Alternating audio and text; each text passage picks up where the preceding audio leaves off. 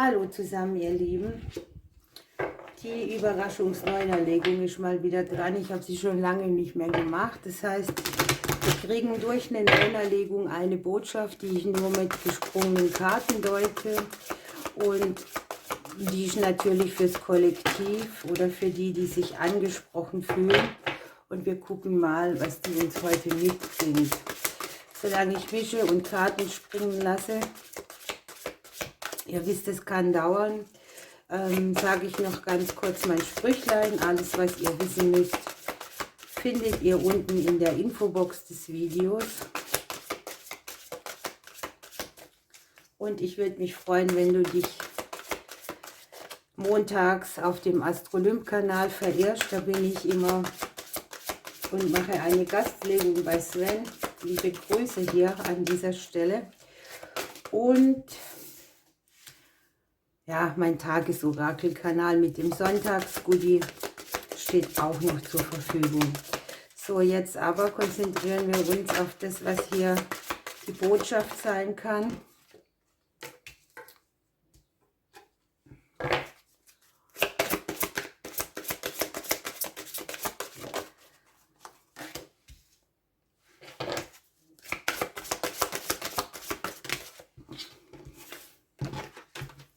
Ich lasse die umgedrehten auch mal noch umgedreht, dann bleibt es ein bisschen spannender.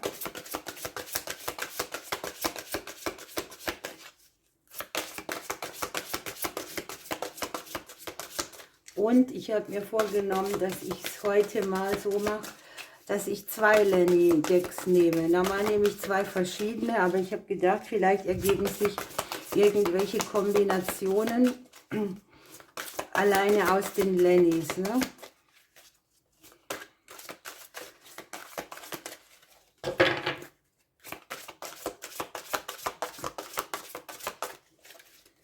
Ja, es kann halt nun mal dauern. Ihr könnt gerne vorspulen. Seht ihr noch alles? Die Karten sind nämlich ziemlich groß. Jetzt dürfte es gehen. Es gibt im Übrigen auch zu dieser Legung oder wie ich sie mache, eben ein Tutorial. Das kannst du bei mir erwerben. Dafür ist aber nötig, dass man schon selber ein bisschen Karten legen kann oder respektive auch die Kartenbedeutungen kennt. Das wäre so die Grundvoraussetzung. Eine Neunerlegung ist immer ja, sehr speziell, auch um irgendwas zu hinterfragen, das man gar nicht wissen will, sondern einfach nur eine Botschaft, so wie wir es jetzt machen.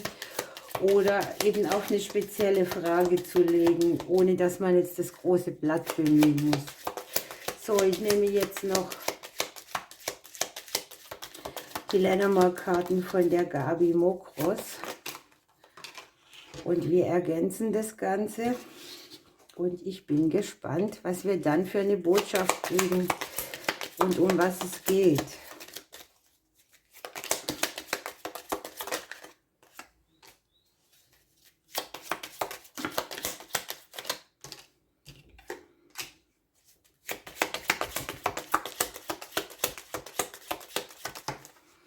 Ja, das war sehr klar.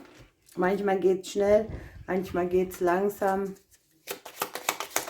Aber das Mischen gehört unwillkürlich eben auch dazu. So, dann haben wir es gleich.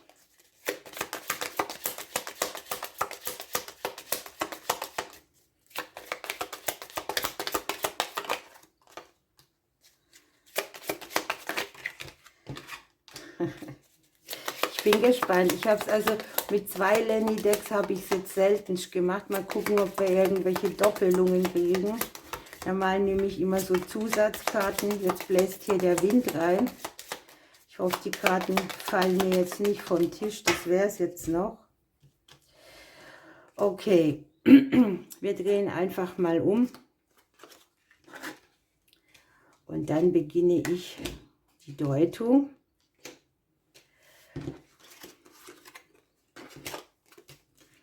Spannend schon mal. Also, das zentrale Thema ist hier die Beziehung, die Verbindlichkeit, die Verträge, immer wiederkehrende Dinge.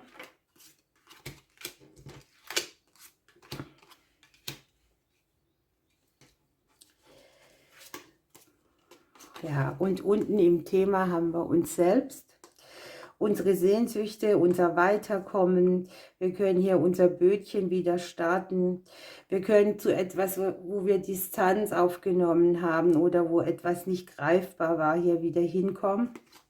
Also es geht speziell um unsere Träume und Wünsche. Hier in der Mitte ist immer das zentrale Thema und da haben wir den Ring und die Mäuse. Hier geht es vielleicht um einen Verlust, um eine Trennung, irgendein Vertrag, der nicht funktioniert hat, ein Verlust von Arbeitsplatz könnte es zum Beispiel sein, aber natürlich auch, dass etwas an einem nagt, was aus dem Beziehungsbereich kommt oder aus dem verbindlichen Bereich. Dann haben wir hier oben zunächst mal ein potenzielles Gegenüber. Die obere Reihe spiegelt immer die Einflüsse aus der Vergangenheit. Und hier habe ich schon ja, irgendeine Situation, die mit einem Gegenüber zu tun hatte, die hier ziemlich gut sich gestaltet hat, nennen wir es mal so. Vielleicht hast du in der Vergangenheit hier auch ein Gegenüber getroffen, das dir hier wie ein Geschenk vorgekommen ist, das dir dein Leben ein bisschen zum Erblühen gebracht hat.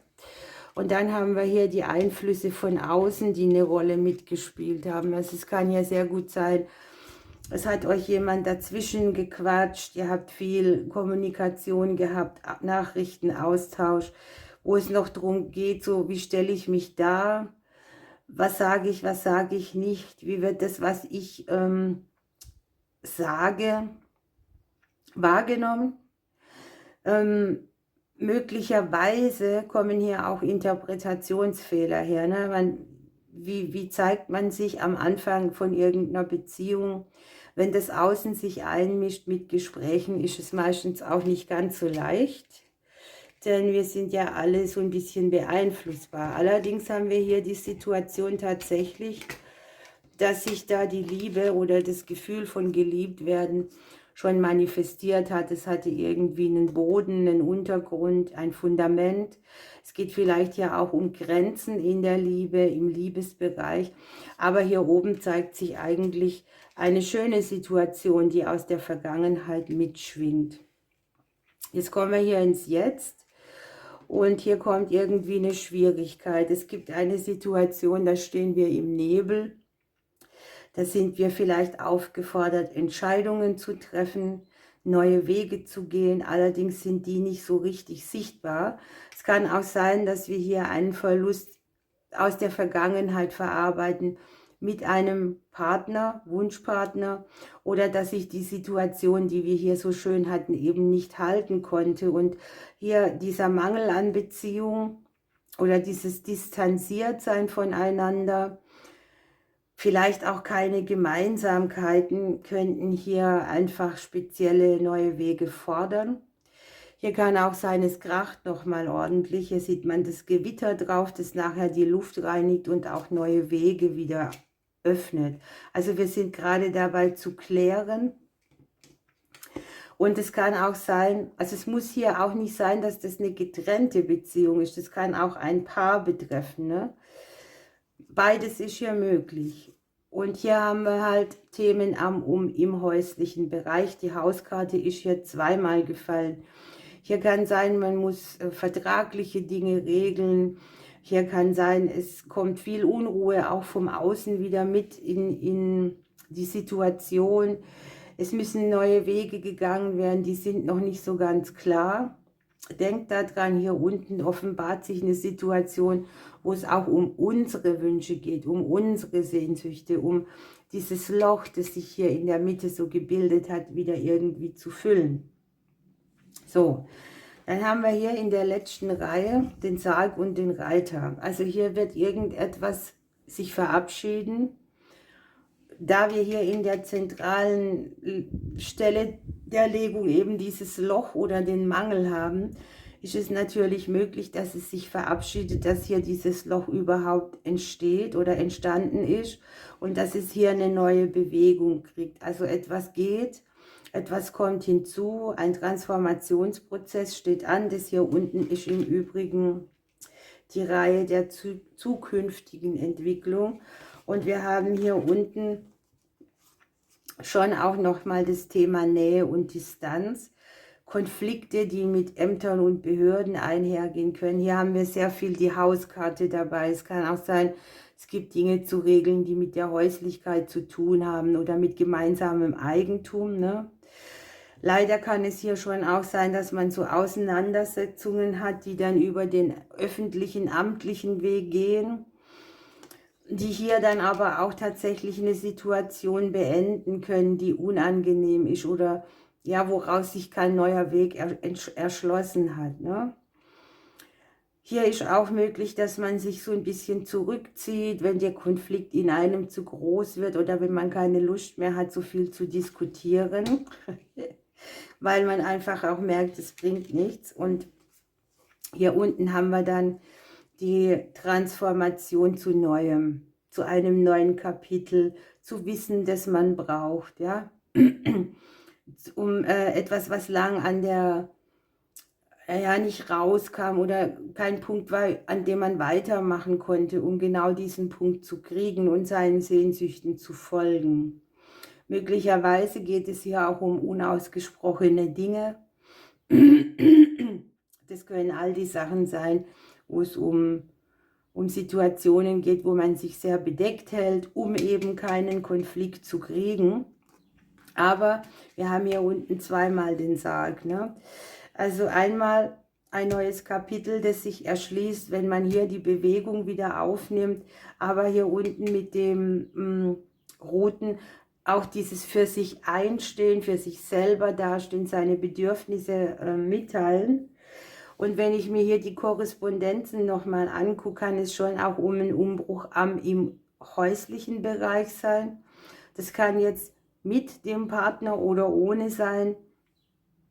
Also Themen um die Häuslichkeit, das Umfeld gibt es hier zu klären, die hier auch wieder in Bewegung kommen. Und angenommen, du hast hier keinen Partner und du spürst nur dieses Loch aus der Vergangenheit, so ist hier die Korrespondenz auf jeden Fall auf dem Weg, jemand Neues, der dir hier wirklich ein bisschen mehr Lebensfreude auch bringt und deine Sehnsüchte irgendwie auch befriedigt. Also in der Mitte sind wir hier jetzt noch so ein bisschen auf dem Entscheidungsweg oder ich nenne es mal, man stopft irgendein Loch, ne?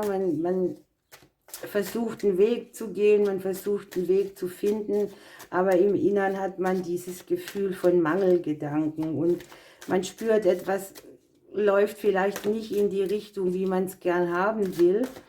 Und ja, man ist hier sehr konfrontiert eben mit Dingen, die nicht den Wünschen entsprechen. Wir haben hier aus der Vergangenheit nochmal ein Thema, das hat die Überschrift Unabhängigkeit. Also wie bin ich verbunden, wie bin ich in Beziehung und vielleicht geht es auch um diese Sachen, wo man so eine Art Co-Abhängigkeit hat, dass man sagt, ach, mit dir steht und fällt meine Welt, ich mache alles mit und jetzt spürt man, dass sich der Weg nicht mehr lohnt oder dass es einen nicht erfüllt. Und hier ist ein Thema einfach verbunden und doch unabhängig zu bleiben. Guckt mal, wie passend. Hier ist jetzt noch Amors Pfeil rausgesprungen. Also es geht darum, sich um ein festes Fundament in der Liebe wieder zu bemühen. Wunderbar, ne? Die Sehnsüchte erfüllen. Verliebt zu sein und trotzdem unabhängig, scheint hier das Thema zu sein. Ihr Lieben, wir lassen das jetzt mal so stehen und viel Spaß beim Auffüllen eurer Energie, damit ihr euch wieder verbunden fühlt zu einer Person, zu der Liebe überhaupt und die Vergangenheit ruhen lassen könnt und damit euer neues Kapitel aufmacht. Vielleicht nehmen wir noch so einen kleinen Engel, um zu gucken, was so ein Schlagwort wäre, das für die Legung wichtig ist.